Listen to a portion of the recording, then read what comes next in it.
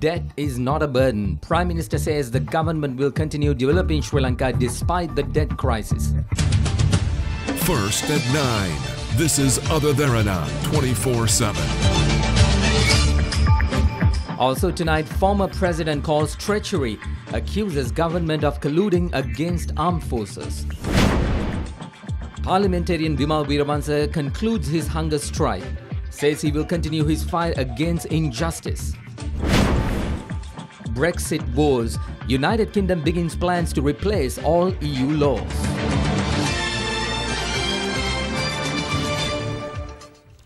Good evening, Mahesh Johnny with Other Derana 24/7.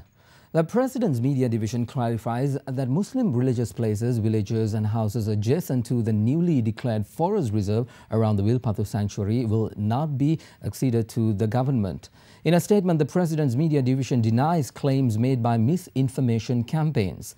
A statement says President Maithripala signed a Gazette notification declaring 4 forest areas north of Wilpathu Sanctuary as forest reserves in order to protect the forest areas adjacent to the areas released for settlements and to further ensure their security. The President's Media Division says, quote, "This is to inform that none of the Muslim religious places, villages or houses in which the people live and have legal rights would be acceded to the government," unquote. President Sirisena signed the special Gazette notification on the 24th of March declaring Mavillu, Vipali, Karadikuli, Marichikudi and Villattikulam Forest as Marvel Forest Reserve under Section 3A of the Forest Conservation Ordinance.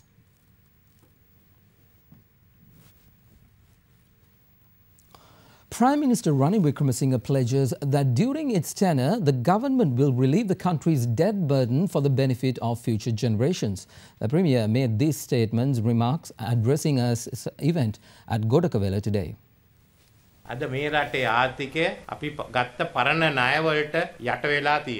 The economy of this country is burdened by loans we have taken previously. Foreign loans amount to $36,000 million US.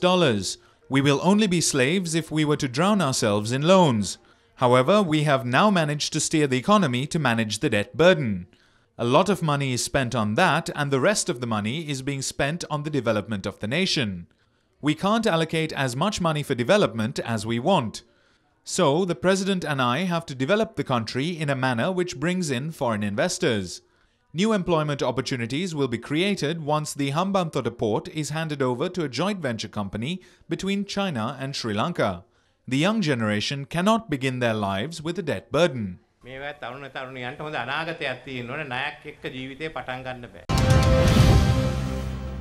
Former President Mahinda Rajapaksa claims that the government has betrayed its own armed forces and people through the co-sponsored resolution in the UNHCR. Issuing a communique today, former President Rajapaksa said that the government has agreed to implement recommendations of a biased and tainted report. Former President Mahinda Rajapaksa states that the government's pledge at the recently concluded session of the UN Human Rights Council contradicts repeated assertions by the President and Prime Minister that no foreign judges will be brought to try Sri Lanka's armed forces. Rajapaksa says that the most dangerous aspect of the UNHRC resolutions of 2015 and 2017 is that the Sri Lankan government has accepted without any reservations the report of the OHCHR of September 2015, which had accused the Sri Lankan government of a whole range of war crimes. In his statement, the former president says, quote, "This report of the OHCHR, which the Yahapalana government has accepted, is not the report of a properly constituted UNHRC Commission of Inquiry," unquote. Former President Rajapaksa said back then his government commissioned 6 of the world's foremost experts in the law of armed conflict to provide written opinions about the allegations and that they had concluded that no violations had taken place in Sri Lanka. He says that the new government deliberately suppressed these documents, which were all in Sri Lanka's favour. The former president goes on to say, quote, "The Yahapalana government accepted without a murmur the OHCHR report on Sri Lanka, which accused us of committing every war crime imaginable," unquote. National Freedom Front leader Vimal Weerawansa today called off the hunger strike he began on the 22nd of March. He concluded the hunger strike at the request of the chief prelate of the Ramanya Nikaya, Most Venerable Napana Premasiri Thero, and Anunayaka of the Malvadu chapter Niyanguda Vijitasiri Thero. Parliamentarian Vimal Weerawansa was remanded on the 10th of January for allegedly misusing state vehicles during his tenure as Minister of Construction, Engineering Services, Housing and Common Amenities and causing losses of 41 million rupees to the government.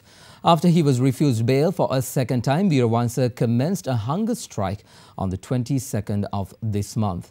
The parliamentarian had refused to have meals and had only consumed liquids. He was admitted to the prison's hospital on the 26th due to health issues and was yesterday transferred to the National Hospital.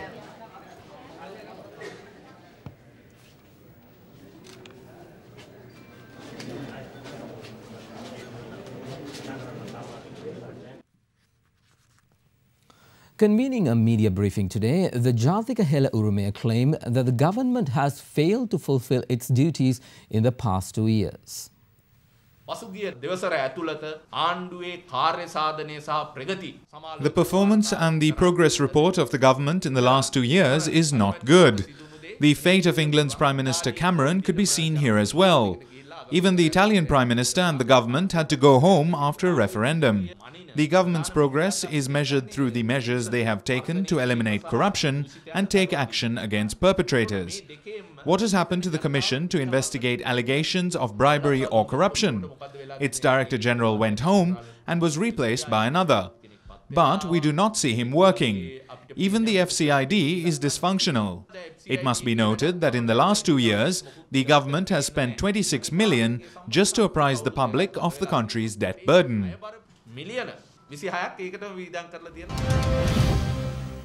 In other local stories, 6 military intelligence personnel who were arrested and remanded over the abduction and assault of journalist Keith Noyer were granted bail today. The Mount Lavinia Additional Magistrate Lochana Abevikrama Veerasinghe ordered the release of the suspects on personal bails of 1 million rupees each. They were also ordered to appear at the Criminal Investigations Department on the last Sunday of each month for the duration of the trial. The former deputy editor of the Nation's newspaper, Keith Noyer, was abducted and assaulted on the 22nd of May 2008. He was beaten and dropped off near his home the following day. 5 army personnel, including a major, were arrested earlier, and the army corporal attached to the Army Intelligence Directorate was arrested on the 21st of March. However, the identification parade of the suspects, which was scheduled today, was cancelled because Keith Noyer did not appear before the court.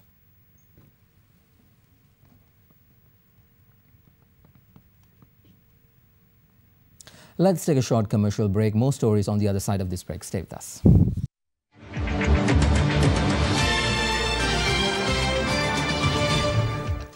Welcome back, everyone. The World Health Organization says stigmatizing attitudes towards depression has become a major obstacle to addressing mental health issues in Sri Lanka.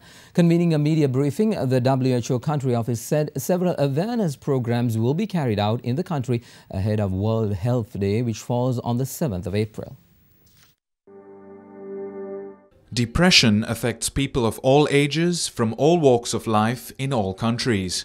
It impacts people's ability to carry out everyday tasks, with consequences for families, friends, even communities, workplaces and healthcare systems. At worst, depression can lead to self-inflicted injury and suicide. It has been identified as the leading cause of disability worldwide. Around 350 million people suffer from depression all over the world, and more women than men are affected by it. Adding to the burden, it also harms economies through increased health costs for governments, lower productivity, and employee absenteeism. This is why the World Health Organization will mark World Health Day on the 7th of April with the theme Depression, Let's Talk. The WHO estimates that over 800,000 Sri Lankans suffer from depression annually, yet only 40% of them receive treatment. As a result, 3,000 of them commit suicide every year. Factors related to social, economic, environmental, biological and psychological aspects have been identified as the main causes leading to depression in Sri Lanka. However, the WHO cites as dangerous the stigma surrounding mental health issues that has become a major barrier to accessing appropriate care for those who are affected by depression in the country. Depression now can be very easily treated and managed. People don't need to suffer in silence. Depression is one of those conditions where, unfortunately, sometimes the biggest barrier to people getting the right care that could help them live a normal, happy life is stigma. It's misinformation and myths. Stigma and myths and misinformation are part of the barriers that we can address together.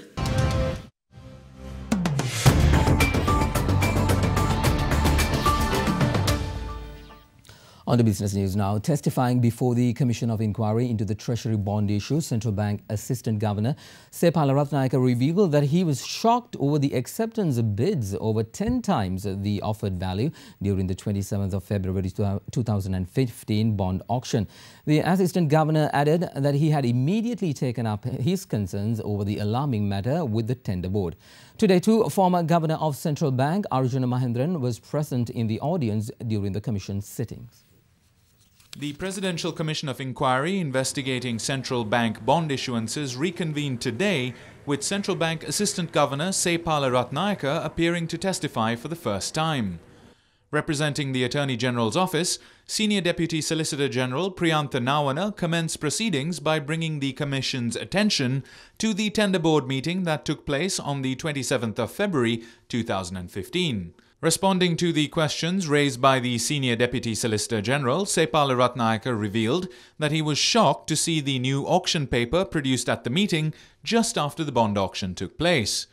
The Assistant Governor said he raised his concern and surprise over accepting more than 10 billion rupees worth Treasury bonds when the decision had been taken to offer only 1 billion rupees worth Treasury bonds via that auction. He also said the Superintendent of the Public Debt Department showed the original auction paper to members of the tender board following concerns but did not circulate the document. Superintendent of the Public Debt Department had also said at the tender board meeting that former Central Bank Governor Arjuna Mahendran had instructed to raise the amount to be accepted. Following concerns, members of the tender board had requested an immediate meeting with then Governor Arjuna Mahendran, which the chairman of the tender board, P. Samarasiri, had agreed to arrange. The Assistant Governor further revealed that chairman of the tender board had then left the room for a while and returned to say that he had spoken over the phone with the governor regarding the matter. Ratnayaka said this was an unprecedented action, as the tender board members would usually have called the governor or other relevant individuals during similar incidents within the room itself and on speaker. Commission member Justice Prasanna Jayawardena then inquired whether the Assistant Governor raised any issues regarding the new developments at the meeting. He said that although he did express his frustration over the matter, the chairman of the tender board maintained his silence but had later mentioned during the meeting that decisions regarding the auction were the governor's and that all of them should simply comply. Meanwhile, police said that ASP N.V. Lawrence has been temporarily assigned to the Criminal Investigations Department by the IGP for investigations by the Presidential Commission of Inquiry into the central bank bond issue. Moving on to the stock market now, the all-share price index recorded the largest daily gain in 6 weeks at the end of today's trading sessions. For more details of the day's trading, we have Imeshi Fernando from the Colombo Stock Exchange. Benchmark all-share price index gain 18.64 points to close at 6,014.18, while the S&P Sri Lanka 20 index gained 4.19 points to close at 3,423.72. The turnover was 1.17 billion rupees, with 26.9 million shares changing hands in 2,984 trades.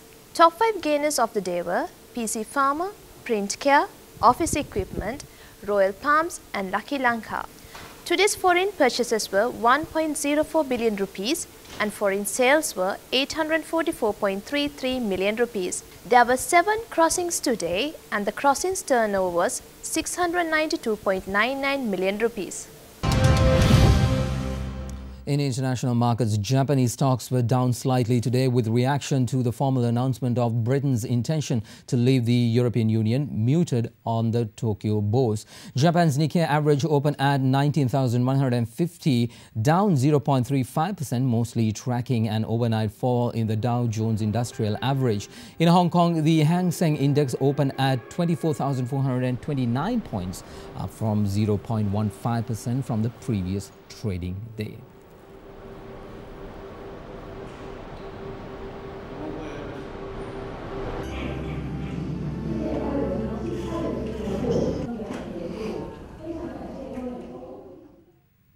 Now here's a look at how the Sri Lankan rupee traded against other currencies during trading today.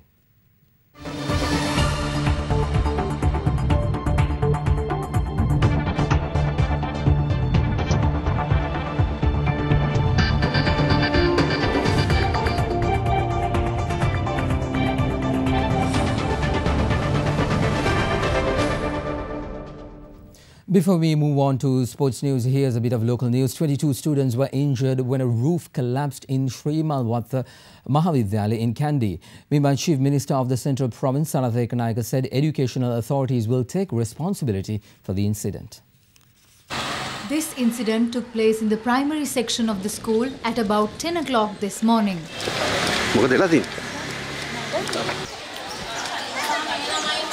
There were 2 classrooms in the building and there were 53 students present when the roof collapsed, injuring 13 female and 9 male students of grade 5.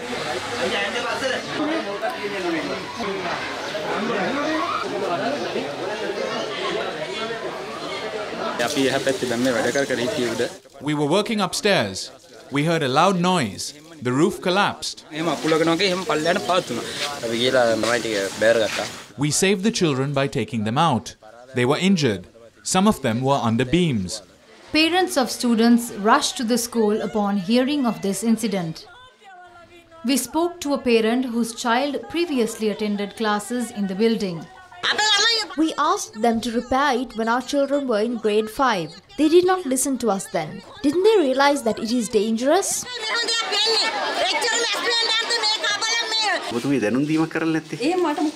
I can't say anything about it now. I must first obtain the Secretary's permission to speak to you. Teachers also complained that this has been a long-standing issue. These buildings are constructed in a substandard manner. Bulldozers are not used on public roads, but here they are. Other officials of the Central Province Education Zone also visited the school.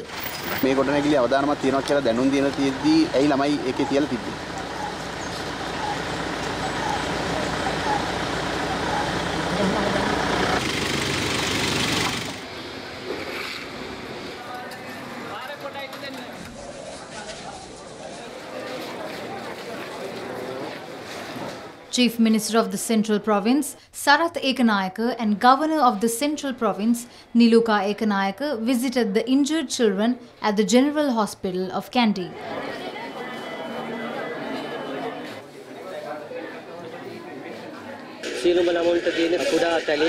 There are only minor injuries. All the children are in good health now.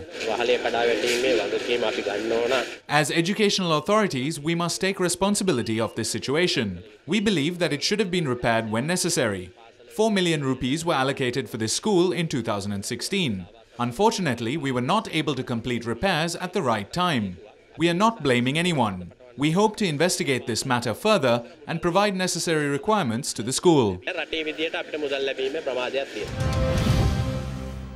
Let's take a short commercial break. Sports news is up next.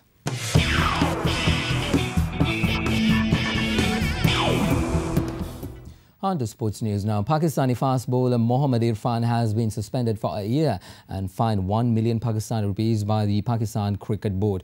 The board said that Irfan failed to disclose 2 approaches made by bookmakers during this year's Pakistan Super League. The 34-year-old, who played for Islamabad United in the 2017 PSL, admitted the charges levelled against him by the PCB's anti-corruption unit. The board will review the suspension after 6 months, at which point Irfan's contract may be restored. In a statement, Irfan said, quote, "I am formally asking the nation for their forgiveness and hope that I will be pardoned by them." The PCB said last month that it was investigating whether an international betting syndicate was trying to influence matches in the PSL.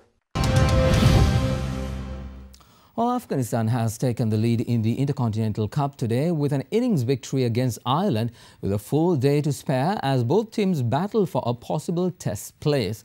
The tournament, which started in 2015 and ends this year, sees Afghanistan take a 1-point lead over Ireland with 2 games to play. Ireland came into the game knowing that a win would set them up with an almost unassailable points lead over second-placed Afghanistan. However, the Afghans were able to post an imposing total batting first, anchored by skipper Asghar Stanikzai's 145 and an unbeaten 103 from Afzal Zazai. Declaring at 537 for 8, teenage spinner Rashid Khan forced an Irish collapse, taking 5 wickets as Ireland were bowled out for 261. Ireland were forced to follow on, but only managed 104 thanks to 6 wickets for Mohammad Nabi and another 3 for Rashid Khan. With Afghanistan now atop the table, the eventual winners of the Intercontinental Cup will be rewarded with a playoff against the lowest-ranked Test team for Test status. A bit of tennis news now. Unseeded Fabio Fognini has beaten world number 4 Kei Nishikori of Japan to reach the semi-finals of the Miami Open. His opponent will be Rafael Nadal, who beat American Jack Sock in straight sets.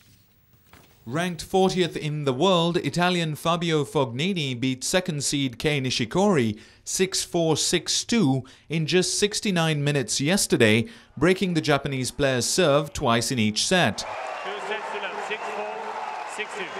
Fognini will play 5th seed Rafael Nadal after the Spaniard beat Jack Sock in 2 sets despite having to save 4 break points in the second. Nadal's 6-2, 6-3 victory sets the stage for a semi-final against underdog Fognini, who has previously beaten Nadal 3 times.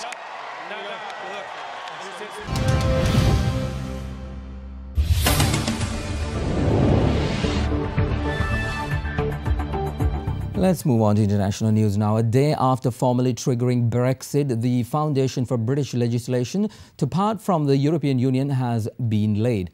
Details of the Great Repeal Bill were published today, expecting to ensure a smooth transition by assimilating existing EU laws into British law.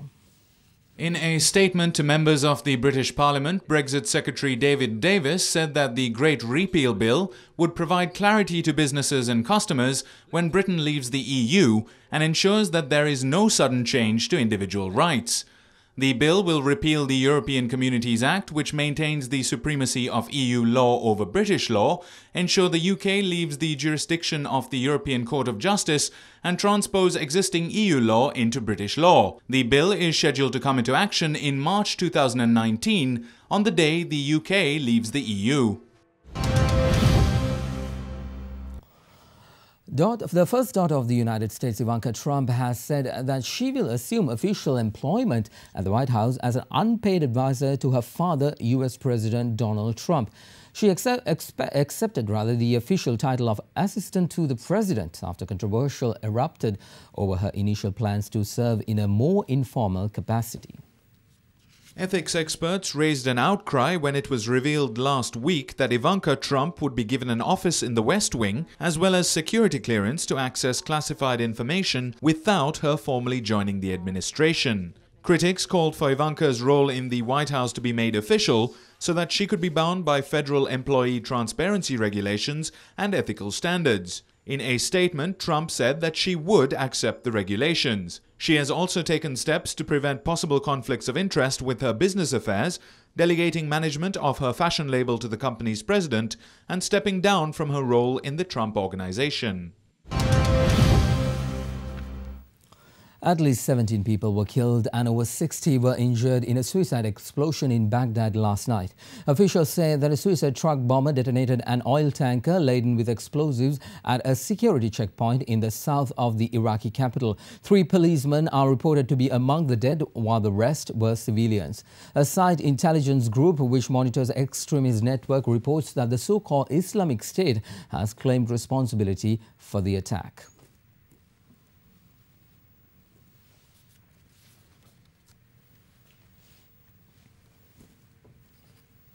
Also in international news, a U.S. federal judge in Hawaii has indefinitely extended the suspension of President Donald Trump's revised travel ban. Judge Derek Watson made the ruling yesterday after hearing arguments from Hawaii state attorneys and the U.S. Department of Justice. U.S. Judge Derek Watson had previously issued a temporary restraining order on the ban hours before it was scheduled to come into effect, but he has now turned it into a longer-lasting preliminary injunction.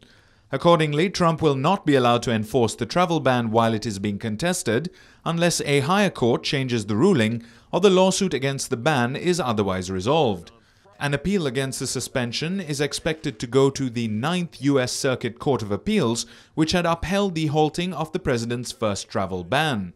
President Trump's revised ban would have barred entry of people from Iran, Libya, Somalia, Sudan, Syria and Yemen for 90 days and entry of refugees for 120 days. The weather update is on the other side of this break. Stay with us.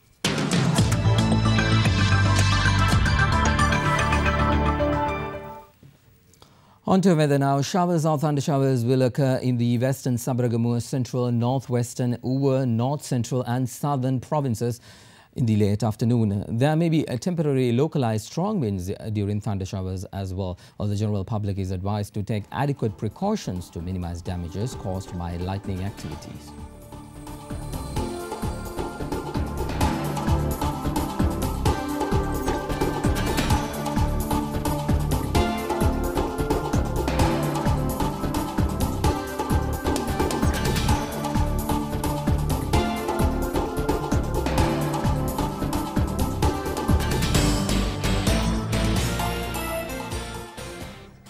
Here's your city-by-city forecast.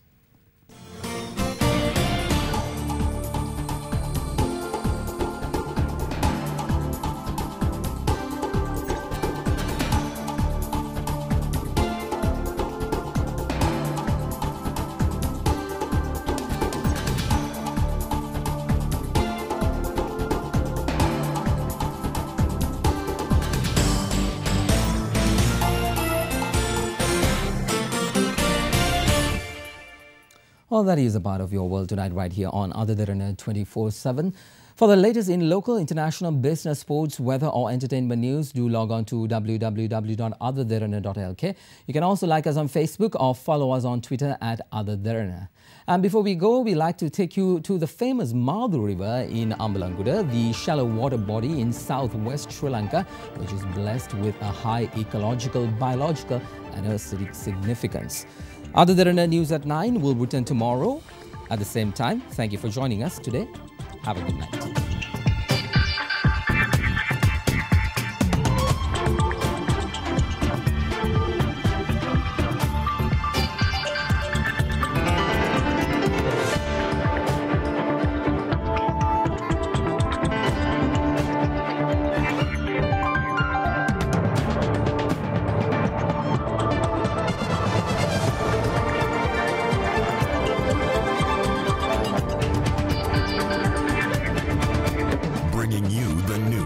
Information 24 hours a day. This is Sri Lanka's premier news channel, Other Derana 24/7.